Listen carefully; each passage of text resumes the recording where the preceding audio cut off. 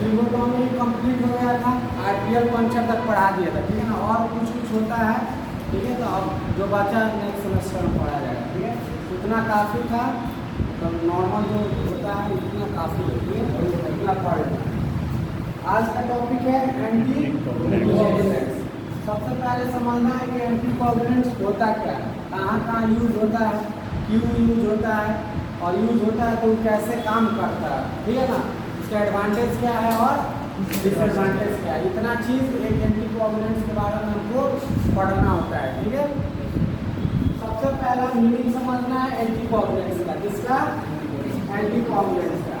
Anti मतलब क्या होता है, अपोजिट, कोई भी चीज अपोजिट में आता है एंटी है, समझना है। कोगुलेंट्स मतलब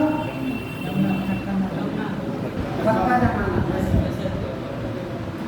बताया था ना।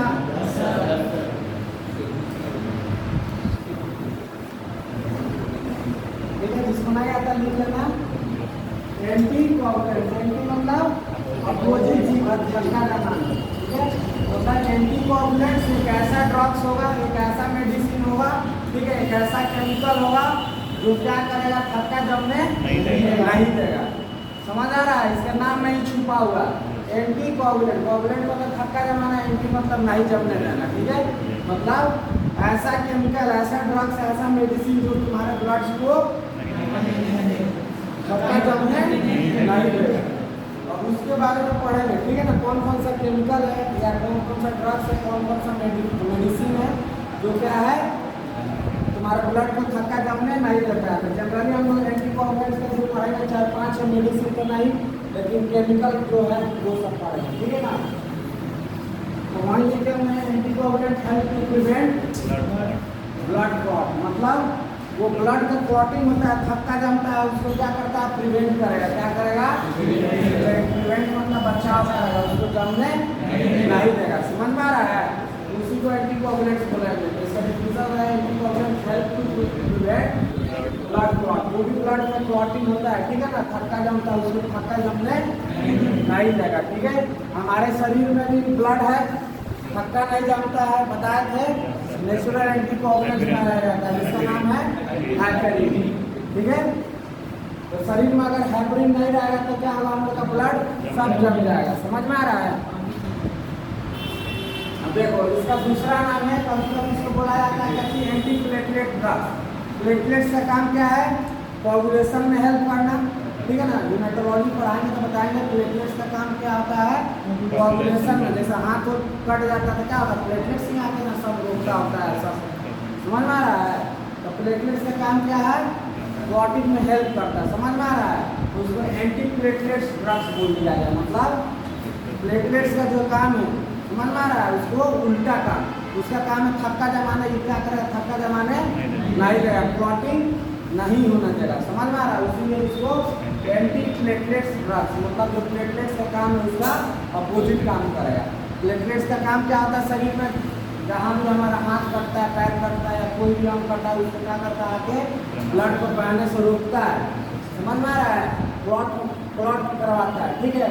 और ये क्या है, एंटी प्लेटलेट्स मतलब क्लॉट होने से रोकेगा, तो इसको एंटी प्लेटलेट ड्रग्स भी बोला जाता है, एंटी कोगुलेंट। समझ में आया, दूसरा नाम क्यों पड़ा वो भी समझ में आ रहा है ना। और sometimes known as blood thinner, क्या चीज, ब्लड थिनर, मतलब ब्लड धक्का जम सकता है, उसको थिन करके रखना, बढ़िया से मिक्स करके रखना है। समझ में आ रहा है, इसलिए कभी कभी इसको क्या बोला जाता है, ब्लड थिनर। ये सब टेक्निकल टर्म नहीं है, ठीक है ना, एंटी कोगुलेंट्स ही बोला जाता है, लेकिन दूसरा नाम भी कभी कभी आ सकता है, ठीक है ना। Anticoagulants is also known as antiplatelet drugs, blood thinner, blood clot को प्रिवेंट करता है। समझ में आ रहा है, इस टाइप का करके आ सकता है, तो अपना मानना पड़ेगा। समझ में आ रहा है, तो नाम समझ में आ गया ना, क्योंकि इसका क्या क्या मतलब नाम क्यों पड़ा है। अब पढ़ेंगे सबसे पहला जो केमिकल है जो एंटी कोगुलेंट्स है, उसका नाम क्या है, रीटी है। इसका फुल फॉर्म बताया था पहले ये पिछला बार एग्जाम में तुम लोगों को पूछा हुआ था, ठीक है ना, ऑप्शनल वाला था। रीटी का फुल फॉर्म क्या होता है, क्या होता है, याद रहेगा ना, क्वेश्चन पूछता है। अब देखो EDTA क्या है? एक एंटीकोगुलेंट है, ठीक है। ये सब बताए थे, पर्पल एलिमेंटल वाइल में डाला जाता है।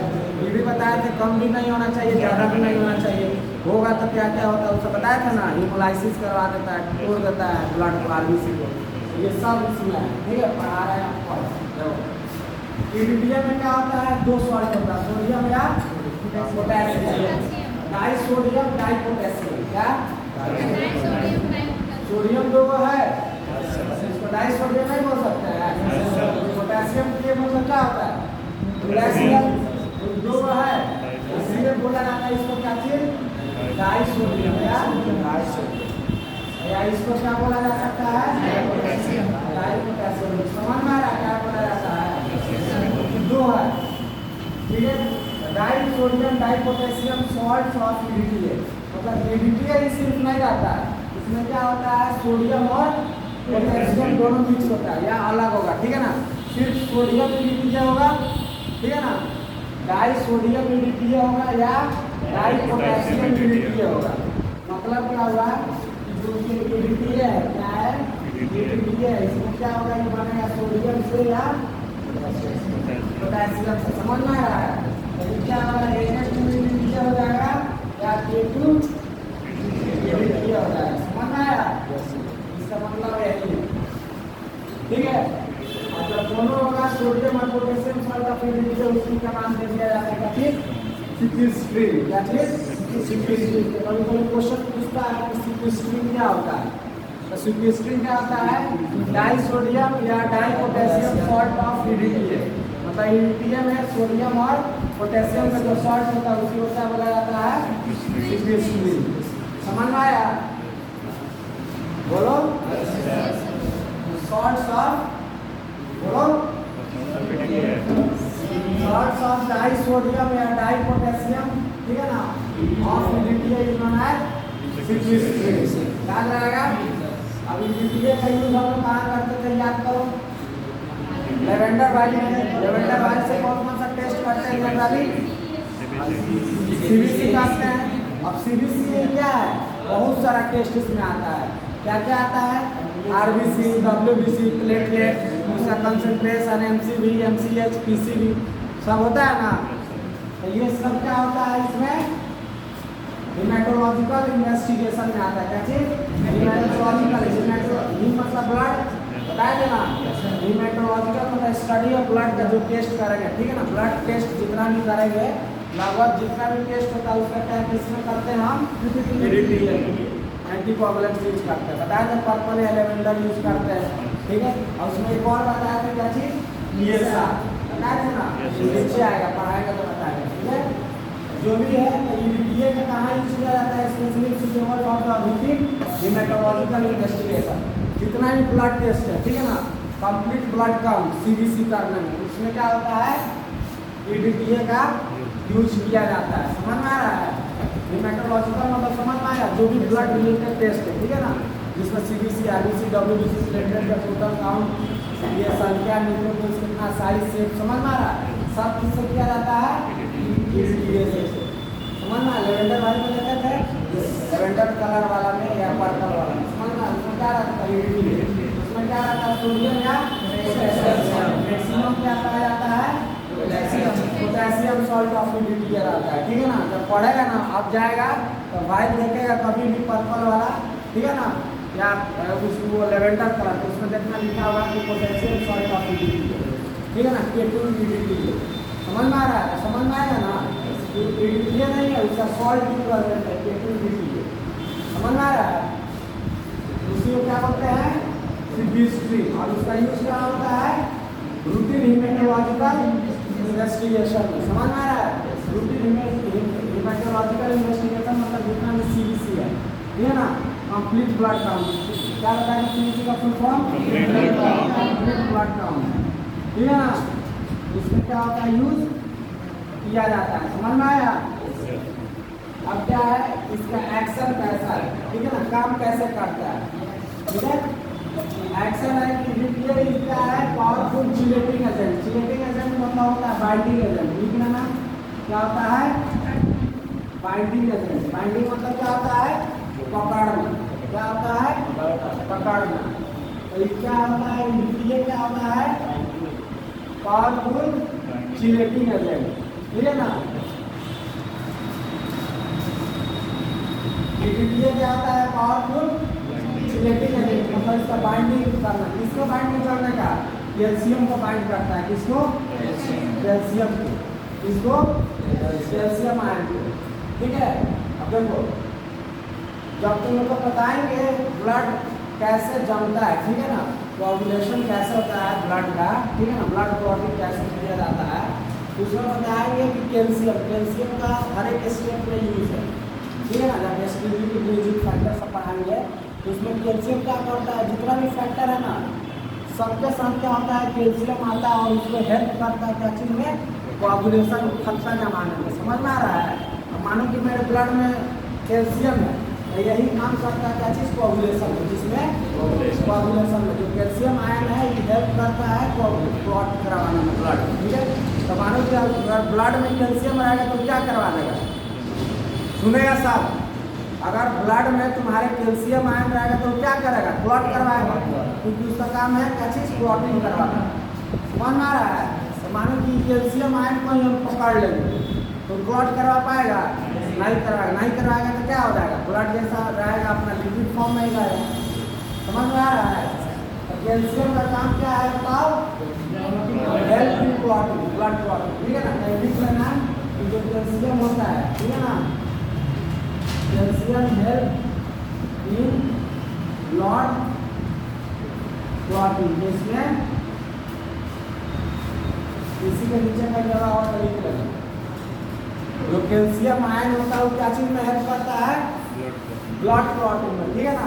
अब मानो कि ब्लड में क्या है, कैल्शियम आयन है, अगर ब्लड में कैल्शियम रहेगा तो क्या करेगा, उसको क्लॉट कर देगा, जमा देगा, समझ में आ रहा है। तो क्या करता है ये ईडीटीए उस कैल्शियम को ही पकड़ लेता है, क्या करता है, कैल्शियम को पकड़ लेगा, कैल्शियम को जैसे ही पकड़ लेगा तो ब्लड थक्का जमेगा, क्लॉटिंग होगा उसका, नहीं ना होगा।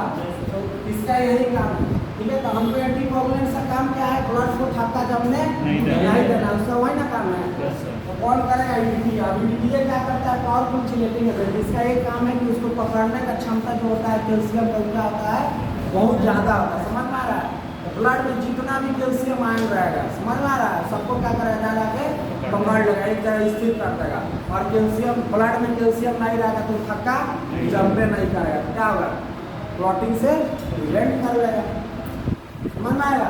इसीलिए ईडीटीए हम यूज करते हैं, क्या करता है, समझ में आया कैसे क्लॉटिंग नहीं होने देता है। तो इस क्या करता है कि पावरफुल चिलेटिंग एजेंट मतलब बाइंडिंग एजेंट, इसको बाइंड करता है calcium molecules in the blood में जितना भी कैल्शियम मॉलिक्यूल्स है उसको सबको बाइंड कर लेता है। और कैल्शियम का काम क्या है, ब्लड क्लॉटिंग करवाना। और कैल्शियम रावे नहीं करेगा तो ब्लड क्लॉटिंग होगा, नहीं होगा। इसको तो पकड़ के कौन लेके चल गया, ईडीटीए। तो जो ब्लड होगा क्लॉट होगा नहीं करेगा, तो बढ़िया से मिक्स रहेगा, अपना जो भी फॉर्म लिक्विड फॉर्म में रहता है वो क्या रहेगा, उसी फॉर्म में रहेगा, समझ में आया। ये इसका एक्शन कैसे होता है याद करना है कि ईडीटीए जो होता है क्या है, पावरफुल चिलेटिंग एजेंट, इसको पकड़ के रखता है कैल्शियम से, और कैल्शियम को पकड़ के रखता है। कैल्शियम का काम क्या है, ब्लड क्लॉटिंग, ठीक है। तो कैल्शियम को ही पकड़ लिया तो ब्लड में क्लॉट बनेगा नहीं बनेगा, तो क्या होगा, ब्लड क्लॉटिंग से उसको ऐसे करके बचा लेता है, समझ में आ रहा है। तो ये हो गया उसका एक्शन, काम कैसे करता है, ठीक है। यहाँ तक समझ में आए बाबू, ये सब इम्पोर्टेंट है, ठीक है ना। सिर्फ ये नहीं जानना कि ईडीटीए एंटीकोगुलेंट से कैसे काम करता है, सब अलग अलग तरीका से काम करता है, ठीक है ना, इसको जानना जरूरी है, ठीक है। और उसके बाद कंसंट्रेशन बताए थे कि excess of everything is bad, कम भी होगा या ज़्यादा होगा, दोनों में क्या है, हम ही लोग का हार्मफुल है, ठीक है। बताए थे कि सब कुछ का एक कंसंट्रेशन होता है, एक मात्रा होता है, ठीक है ना। उससे ज़्यादा कम होगा तो क्या करेगा, मेरे सेल पर इफेक्ट डालेगा, ठीक है ना। इसका कंसंट्रेशन क्या होता है, K2 ईडीटीए बताया कि मैक्सिमम यही यूज होता है आजकल, ठीक है ना। अब देखो K2 ईडीटीए सबसे ज़्यादा यूज होता है NS से ज़्यादा, क्यों, क्योंकि मोर सोल्यूबल क्या है, more soluble in blood and K2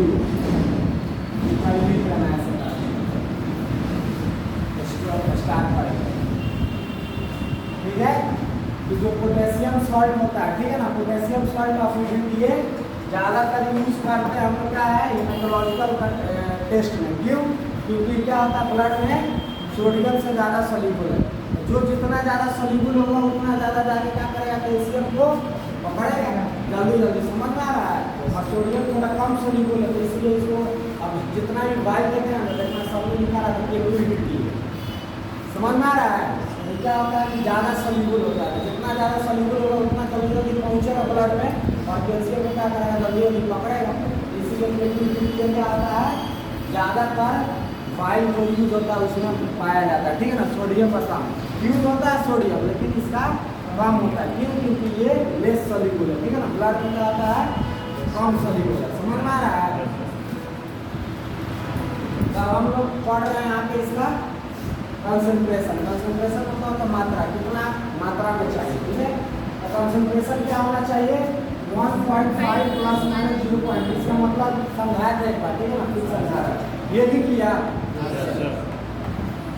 question पूछेंगे या सोडियम डाई सोडियम है ना EDTA सबसे ज़्यादा कौन सा यूज होता है, कौन यूज होता है क्यों?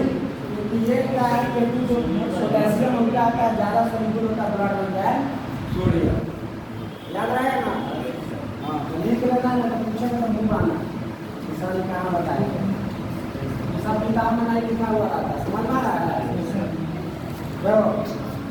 अब जो कॉन्सेंट्रेशन है, ठीक है ना, कितना कॉन्सेंट्रेशन है तो ये लिखा हुआ 1.5, ठीक है, प्लस माइनस 0.5 mg पर ml ब्लड।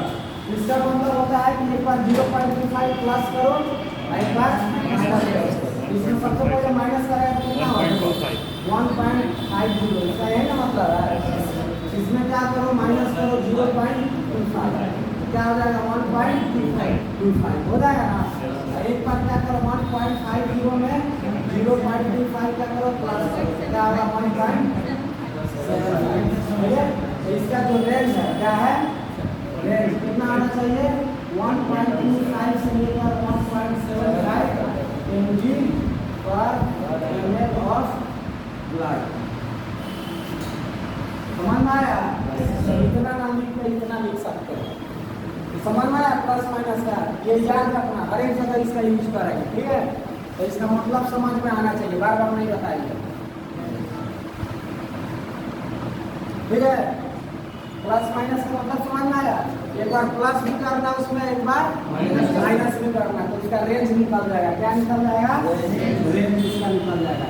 मतलब क्या होगा 1.25 से लेकर 1.75 mg पर ml ऑफ ब्लड यूज करना चाहिए, इससे ज़्यादा नहीं करना चाहिए, ठीक है ना, नहीं तो क्या होगा एक्सेस हो जाएगा, समझ में आ रहा है। देखो तो इसका क्या मतलब हुआ कि अगर तुम 1 ml ब्लड तुम इकट्ठा कर रही हो, ठीक है ना, कलेक्ट कितना कर रही हो 1 ml ब्लड, तो तुमको मैक्सिमम कितना जाएगा EDTA बताओ 1.6 डालना है, कितना डालना है 1.25 से लेकर 1 mg है, ग्राम नहीं है, क्या है mg, बहुत कम है, देखता है वाइट में क्या होता है बहुत कम मात्रा में पाया जाता है। EDTA रहता है, देखता है एक ड्रॉप जैसा रहता है, ड्रॉप से भी कम रहता है।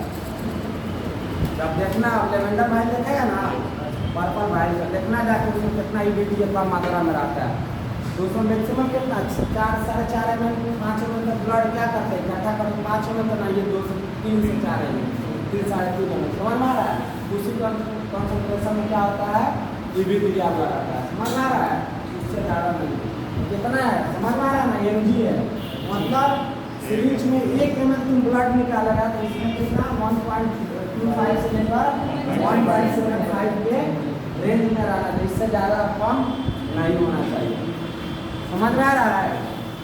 1 ml ब्लड के लिए इतना मानो कि 2-3 ml ब्लड उसमें रखा जा सकता है, सपोज 3 ml, तो इसको क्या किया जाएगा 3 से मल्टीप्लाई कर दो, इतना ml क्या रहेगा ग्राम बोल रहा है, उतना mg क्या रहेगा EDTA उसमें डाला हुआ रहता है भाई, समझ में आया।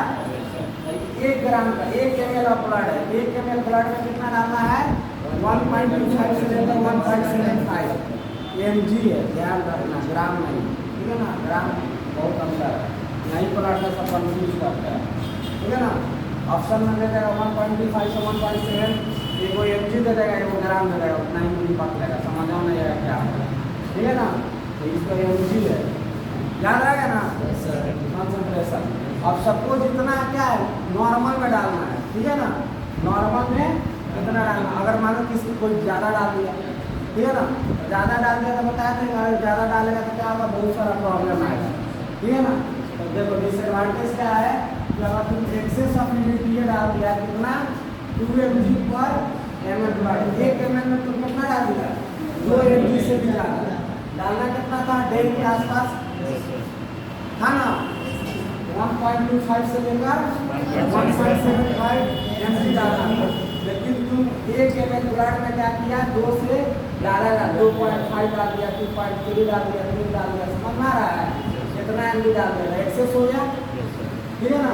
तो एक्सेस होगा तो क्या करेगा, सबसे पहले श्रिंकेज करेगा बोथ आरबीसी और डब्ल्यूबीसी, किसका आरबीसी और डब्ल्यूबीसी का।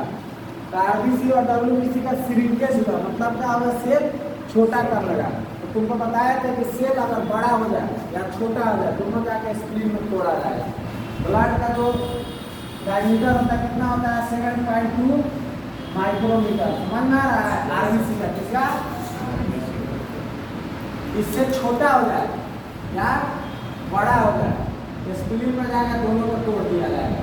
अगर 7.2 माइक्रोमीटर है, ठीक है ना, डायमीटर, या इससे थोड़ा सा कम है, तो क्या होगा, स्प्लीन इसको मास कर देगा, समझ में आया। और श्रिंकेज हो गया, छोटा हो गया सेल या ज़्यादा बड़ा हो गया, तो क्या करेगा, स्प्लीन इसको तोड़ देगा, क्या होगा, आरबीसी का कमी हो जाएगा। मानो कि जो तुम काउंट करेगा आरबीसी का काउंट, तो नॉर्मल काउंट में कितना रहता है 4.5 मिलियन से 5.5 मिलियन पर mm³। तो इसमें क्या होगा, श्रिंकेज होगा, आरबीसी डिस्ट्रक्ट टूटेगा, टूटेगा तो क्या होगा, कम मात्रा में पाया जाएगा। किसी मानो कि 4.5 आना चाहिए तो उसमें 4 आएगा, 3.5 आ जाएगा, समझ में आ रहा है। तो इससे क्या हुआ, तुम्हारा इंग्रेडिएंट के कारण इसमें कम आया, तो रिपोर्टिंग डायग्नोसिस सब गलत होगा कि नहीं। इसलिए क्या होता है, हमेशा एक कंसंट्रेशन में डाला जाता है, जो भी कंपनी बनाता है उसका सबका ध्यान रखता है, समझ में आ रहा है। मतलब पता चला जिस टेस्ट को लेकर रहा हूँ टेस्ट फॉल्स आ रहा है, गलत आ रहा है, फिर दिक्कत हो जाएगा, ठीक है। तो एक्सेस ऑफ यूनिट से क्या होगा बताओ, श्रिंकेज। श्रिंकेज अगर आरबीसी डब्ल्यूबीसी दोनों श्रिंक होगा, और क्या होता है आरबीसी सब क्या होता है स्क्रीन में जाके छानता है, ठीक है ना। हेमेटोलॉजी पढ़ाएंगे कोई सारे यहाँ बताएंगे, ठीक है। तो क्या करेगा, यहाँ पे तोड़ दिया जाएगा, तोड़ दिया जाएगा तो क्या होगा, आरबीसी का जो काम होगा क्या होगा, कम हो जाएगा, ठीक है। एक वो प्रॉब्लम आ गया। दूसरा है डिक्रीज इन पीसीबी। पीसीबी मतलब होता है फैट सेल वॉल्यूम, ठीक है। किसी ब्लड में क्या होता है कि आरबीसी का संख्या कितना समझ में आ रहा है, जो सेल है उसका मात्रा कितना है। यहाँ पर क्या हो रहा है, आरबीसी घट रहा है कि नहीं, डब्ल्यूबीसी घट रहा है कि नहीं, सेल घटेगा तो क्या होगा, इतना डिक्रीज करेगा पीसीबी। किसी सेल को मानो आरबीसी डब्ल्यूबीसी प्लेटलेट्स पैक किए हुए, ठीक है ना, और मानो कि उसको टूटने लगा तो उसका कंसंट्रेशन कम हुआ कि नहीं आरबीसी डब्ल्यूबीसी का, तो वहीं क्या होगा कि पीसीबी में क्या होगा, डिक्रीज हो गया, ठीक है ना। तो पीसीबी क्या होगा, डिक्रीज होगा। क्यों डिक्रीज होगा, क्योंकि एक्सेस हुआ था, श्रिंकेज हुआ, श्रिंकेज से आरबीसी और डब्ल्यूबीसी क्या हो गया, टूट गया। तो पैक सेल वॉल्यूम यानी आरबीसी जो भी है, ठीक है ना, वो क्या होगा, श्रिंक टूटा, और टूटेगा तो क्या होगा, पीसीबी आरबीसी सब सेल सही है, तब सेल कम हुआ तो पीसीबी भी क्या होगा, ऑटोमेटिक कम हो जाएगा, ठीक है। लेकिन है इंक्रीज इन एमसीबी। एमसीबी का फुल फॉर्म लिख देना, मीन मस्कुलर हीमोग्लोबिन कॉन्सेंट्रेशन।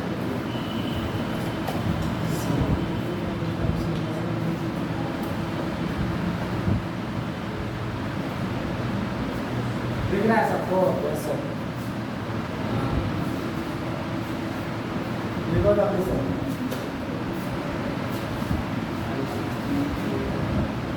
क्या है,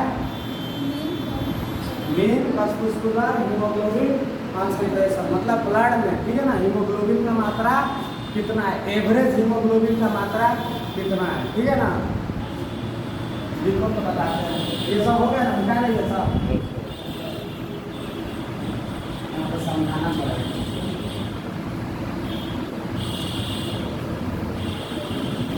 देखो अब आरबीसी है सपोज, ठीक है, आरबीसी में क्या है, हीमोग्लोबिन रहता है, ये क्या है आरबीसी, उसके अंदर क्या है हीमोग्लोबिन, श्रिंक करेगा, करेगा ना श्रिंक करेगा तो क्या होगा, टूटेगा, क्या होगा टूटेगा, टूटेगा तो क्या होगा हीमोग्लोबिन निकलेगा ना। और इसका मतलब क्या है, मीन हीमोग्लोबिन कंसंट्रेशन, मतलब क्या होगा कि जो एवरेज हीमोग्लोबिन है, ठीक है ना, उससे क्या होगा हीमोग्लोबिन बढ़ जाएगा। क्योंकि क्या होगा आरबीसी श्रिंक कर रहा है, इसमें से क्या होगा हीमोग्लोबिन बाहर निकला, और ये हीमोग्लोबिन क्या करेगा, इसमें आसानी से क्या होगा बोलो बढ़ जाएगा। समझ में आया? तो इसमें क्या होता है एमसीएससी में इंक्रीजमेंट आ रहा है, लेकिन पीसीबी में कम हो जा रहा है। क्यों? क्योंकि आरबीसी डब्ल्यूबीसी से क्या होता है पैक्ड सेल वॉल्यूम बनता है, ठीक है ना, पीसीबी क्या होता है आरबीसी सबसे बनता है। समझ में आ रहा है? अब सेल ही टूट गया तो ऑटोमेटिकली कम हो जाएगा, ठीक है, समझ में आया? एमसीएससी मतलब क्या होता है मीन परसेंटेज हीमोग्लोबिन कंसंट्रेशन, मतलब तुम्हारे ब्लड में हीमोग्लोबिन का कंसंट्रेशन एवरेज कितना है, ठीक है ना, एवरेज कितना है, ठीक है ना, उसमें क्या होगा इंक्रीजमेंट आ जाएगा। क्यों? क्योंकि यहाँ पे क्या होता है आरबीसी टूट रहा है, आरबीसी टूटेगा तो क्या होगा हीमोग्लोबिन बाहर निकलेगा, ठीक है ना, इसका कंसंट्रेशन क्या करेगा इंक्रीज करेगा, हीमोग्लोबिन बढ़ेगा, एमसीएससी क्या बढ़ेगा ऑटोमेटिक इंक्रीज कर जाएगा। समझ में आ रहा है? क्योंकि हीमोग्लोबिन से क्या होता है एमसीएससी एवरेज, ठीक है। अब जो चौथा पॉइंट है ये क्या है, is unsuitable for coagulation studies, ठीक है। अभी देखो समझने वाला पॉइंट है, कुछ नहीं है। देखो ये क्या करता है, थक्का जमने नहीं देता है। अगर हमको ऐसा टेस्ट पढ़ना है जिसमें थक्का जमता है तो पढ़ने देगा, क्योंकि थक्का तो जमना ही नहीं दे रहा, तो कैसे थक्का जमने वाला को पढ़ेगा। जब एंटीकोगुलेंट्स आ गया तो ब्लड को क्लॉट होने देगा, नहीं होने देगा। तो मानो जो क्लॉटिंग टेस्ट है जैसे प्रोथ्रोम्बिन टाइप, क्लॉटिंग टाइप ये सब आता है ना, तो सब पढ़ने में हेल्प करेगा, नहीं करेगा, क्योंकि थक्का जमना ही नहीं दे रहा, ठीक है। तो वहाँ लिखा हुआ पीडीटीए क्या होता है अनसुटेबल होता है, अनसुटेबल मतलब अच्छा से यूज नहीं करते इसमें, जैसे फॉर कोआगुलेशन स्टडी, ऐसा स्टडी जिसमें क्या होता है ब्लड क्लॉट होता है, ठीक है ना, जैसे क्या होता है प्रोथ्रोम्बिन टाइप, प्रोथ्रोम्बिन टाइप ये सब पढ़ाएंगे, ठीक है ना। इसमें क्या होता है ब्लड कितना देर में थक्का जाना, क्लॉटिंग टाइप प्रोथ्रोम्बिन टाइप सब होता है ना, इसमें पढ़ने देगा, नहीं पढ़ने देगा, क्योंकि ब्लड को क्या कर क्लॉट कराएंगे या कैसे पढ़ लोगे तुम, ब्लड क्लॉट होगा तो कितना टाइम में होगा तब ना नोट करोगे, तो पता चला प्रोथ्रोम्बिन टाइम कितना है, क्लॉटिंग टाइम कितना है। अभी तो थक्का जमने ही नहीं दे रहा है, जमने दे रहा है, नहीं जमने दे रहा, नहीं जमने दे रहा है तो कैसे पढ़ोगे, मन आ रहा है। ये क्या होता है प्रोथ्रोम्बिन टाइम के लिए यूज नहीं किया जाएगा, क्योंकि प्रोथ्रोम्बिन टाइम के लिए क्या होगा कोआगुलेशन होना जरूरी है, कि कोआगुलेशन तो होना नहीं देगा, इसलिए लिखा हुआ है कि PDTA is unsuitable for coagulation study. समझ में आया? उसके बाद पांचवा जो पॉइंट है, पांचवा बोल रहा है कि ये क्या करता है, ज़्यादा अगर पीडीटीए रहता है तो जो भी प्लेटलेट्स है क्या है प्लेटलेट, ठीक है ना, तो इसे मानो कि कितना छोटा है, समझ में आ रहा है, इसको क्या करता है स्केल कर देता है, क्या करता है स्केल कर, मतलब इसको क्या करता है बड़ा कर देता है, और बड़ा होगा तो क्या होता है टूट जाता है, क्या होता है टूट जाता है, और टूट कर क्या होता है फिर मानो 2-3 भाग बचा लिया, समझ में आ रहा है। और ये टूटता है इतना मात्रा में होता है कि जो नॉर्मल जो shape and size of platelets का, ठीक है, जो क्या है normal shape size of platelets का उतना ही बड़ा ये सब भी टूट रहा है कि नहीं, ठीक है। तो हम क्या करेंगे माइक्रोस्कोपी करेंगे या मानो कि हीमेटोलॉजिकल टेस्ट करेंगे, ठीक है ना, काउंटिंग प्लेटलेट्स का करेंगे, तो क्या होता है ये सब भी गिना जाता है। समझ में आ रहा है? क्यों? क्योंकि ये तो बड़ा हो गया, समझ में आ रहा है। अब नॉर्मल इसको होना चाहिए इतना बड़ा, और ये क्या हुआ स्केल होगा इतना बड़ा, और ये टूटा, अब टूट के क्या हो गया 3 भाग में ऐसा ऐसा बना लिया, समझ में आ रहा है। और इसका भी शेप साइज क्या है सेम होता है, ये भी तो जोड़ लो 3, लेकिन ये क्या हुआ बड़ा नहीं है, एक्चुअल प्लेटलेट से क्या है इसको क्या किया है खुला दिया, खुला कर फिर क्या हुआ टूट गया, समझ में आ रहा है। तो फॉल्सली क्या होगा प्लेटलेट्स का कंसंट्रेशन ज़्यादा हो जाएगा, ठीक है ना, कॉजेज प्लेटलेट्स कुछ भी है क्या होता है खुला देगा, उसका क्या होगा डिसइंटीग्रेट, मतलब क्या होगा तोड़ देगा, समझ में आ रहा है। डिसइंटीग्रेट मतलब निकलेगा ब्रेक डाउन, समझ में आ रहा है। क्या करेगा, ब्रेक कर देगा, resulting in the high platelets concentration. Platelets बढ़ा हुआ नहीं है, क्या करा उसको बढ़ाकर उसको क्या किया, तोड़ दिया। और जो टूटा हुआ भाग आया हुआ है, जो नॉर्मल एक्चुअल जो प्लेटलेट्स होता है उसी का सेम साइज का है, तो आसानी से क्या होता है उसको काउंट कर लेता है, समझ में। लेकिन एक्चुअल में क्या है, बढ़ा नहीं बढ़ा, एक ही सेल को टूटा दिया, उसको तोड़ दिया, समझ में आ रहा है। लेकिन फॉल्सली क्या होता है, उसको जोड़ लेता है, पता चला ये प्लेटलेट को 4-5 जोड़ लिया, समझ में आ रहा है। एक्चुअली क्या हुआ कि प्लेटलेट्स को टूटा दिया, उसको तोड़ दिया, समझ में आ रहा है। तो ये प्लेटलेट्स काउंट क्या होगा, यहाँ पे हाई होगा, एक्चुअल में हाई नहीं हो रहा, फॉल्सली हाई हो रहा है। तो क्या होगा, इसमें स्टडी में दिक्कत होगा कि नहीं, किसी को पता चला प्लेटलेट्स कम है, उसको पता चलेगा कि ज़्यादा आ गया, ठीक है। डॉक्टर तो श्योर हो जाएगा नहीं इसका प्लेटलेट से ज़्यादा है, बढ़िया है, समझ में आ रहा है। अब पता चला उसका प्लेटलेट्स कम है, उसको टूटा कैसे, ये का मात्रा उसमें ज़्यादा डाल दिया, तो क्या किया, उसका प्लेटलेट फेल करके ब्रेक डाउन हो गया। और प्लेटलेट जो टूटा है इतना सेम साइज का टूटा है, जो नॉर्मल सेम साइज का होता है, इसके चलते ये सब गिना गया साथ साथ में, ठीक है। इसके साथ साथ में क्या हुआ, ये सब भी गिना गया। तो फॉल्सली क्या हुआ, समझ में आ रहा है। तो क्या हुआ, रिपोर्टिंग डायग्नोसिस सब गलत हुआ कि नहीं, ठीक है। तो इसमें भी गलती हो सकता है, देख रहा है ये अगर ज़्यादा मात्रा में डालेगा कितना प्रॉब्लम आ रहा है।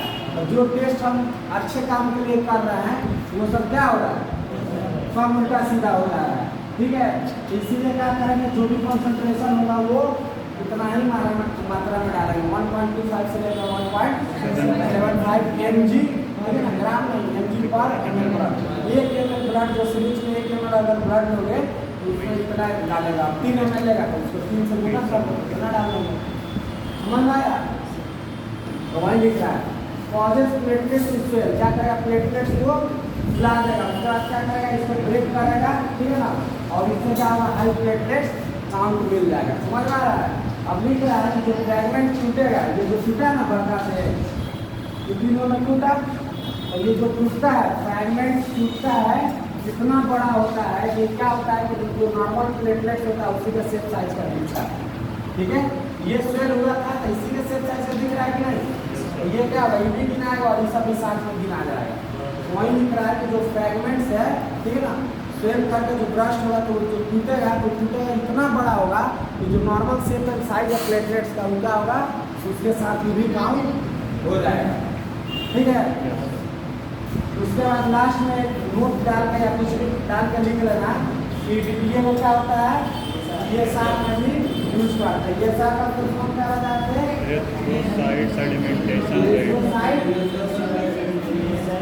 सेडिमेंटेशन, इरिथ्रोसाइट का आरबीसी कितना 1 घंटा में डीप कर रहा है, गिरता है, ठीक है ना, ग्राउंड से, ठीक है। उसी को क्या ग्राउंड मतलब क्या होता है, एक स्टेट में भर देते हैं, ठीक है ना। तो आरबीसी कितना जल्दी सेटल डाउन हो रहा है, ठीक है ना, 1 घंटा, उसी को क्या बोलते हैं, इरिथ्रोसाइट सेडिमेंटेशन। इरिथ्रोसाइट को बताया तो क्या होता है, आरबीसी बताया था ना। तो आरबीसी जो सेटल डाउन हो रहा है 1 घंटा में, उसी को क्या बोलते हैं, ईएसआर। देखो ईएसआर 2 मेथड से होता है, क्या होता है, ईएसआर का एस्टिमेशन जो होता है 2 मेथड से होता है। एक होता है विलस्ट्रॉस मेथड, क्या होता है, विलस्ट्रॉस मेथड, याद रहेगा ना। एक होता है Westergren's method, Westergren's method, क्या, वेस्टर्न ग्रेन्स मेथड, ठीक है ना। तो इसमें क्या होता है कि दूसरा एंटीकोगुलेंट्स यूज होता है, समझ में आ रहा है।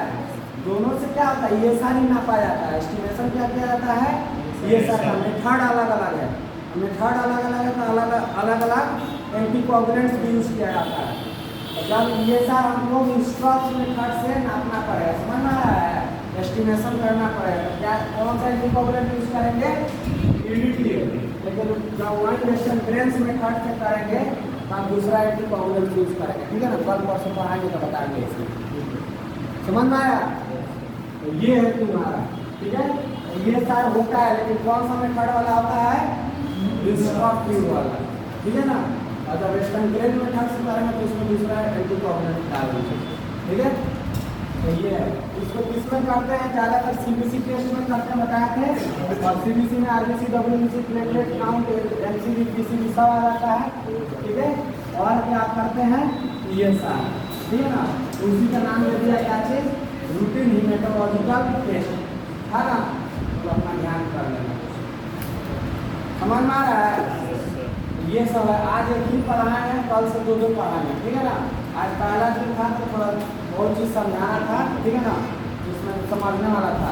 अब ये सब समझ गया, कोगुलेशन क्या होता है, एंटी कोगुलेंट्स क्या होता है, क्लॉटिंग क्या होता है, ब्लड थिनर क्या होता है, समझ में आ रहा है। और सिर्फ समझा कर चल जाना, ये सब टर्म था जिससे समझाए, ठीक है।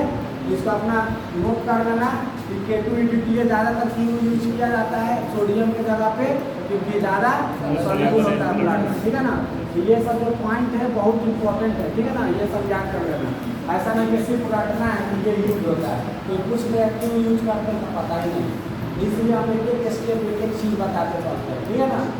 कि कोई भी पूछे तो तुमको पता होना चाहिए, तब तुमको बोलेगा कि नहीं समझ के पढ़ा है, रटा नहीं है, समझ में आ रहा है। तो ये ध्यान रखना है, याद रहेगा ना। और ये सब भी पढ़ा देते हैं कि क्यों बढ़ेगा क्यों घटेगा, ठीक है ना। श्रिंकेज होगा तो क्या होगा, स्प्लिन में ज़्यादा टूट जाता है, क्योंकि 7.2 माइक्रोमीटर से ज़्यादा रहेगा डायमीटर, उसका स्प्लिन क्या करता है, तोड़ देता है। इसलिए ग्रेवियार्ड ऑफ RBC कहा जाता है। जो बायोलॉजी पढ़ा होगा 11-12 में तो पढ़ा होगा कि स्प्लिन को क्या बोला जाता है, ग्रेवियार्ड, ठीक है ना। मतलब उसमें तोड़ दिया जाता है, उसको दफन कर दिया जाता है।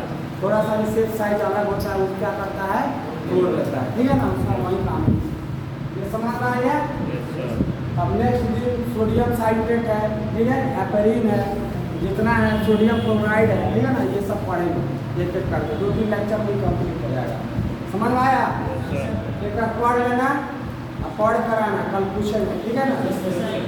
हाँ, इसको पढ़ लेना। इसका दूसरा नाम सब ध्यान रखेगा, समझ में आ रहा है। इसका दूसरा नाम, चलो ठीक है।